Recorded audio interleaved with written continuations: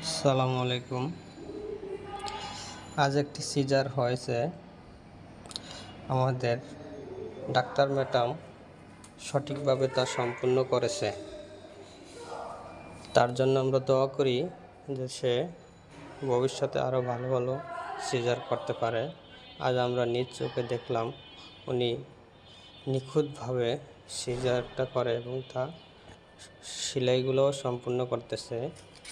একজন ডাক্তার বা নার্সের সেলাইয়ের আগে অবশ্যই দেখতে হয় যাতে সেলাই করার আগ মুহূর্তে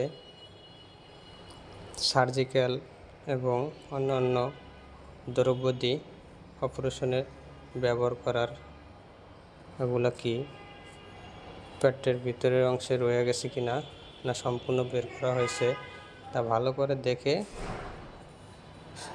তারপরে সেলাই করাটা একজন দক্ষ চিকিৎসকের কাজ, সার্জিক্যালের কাজ।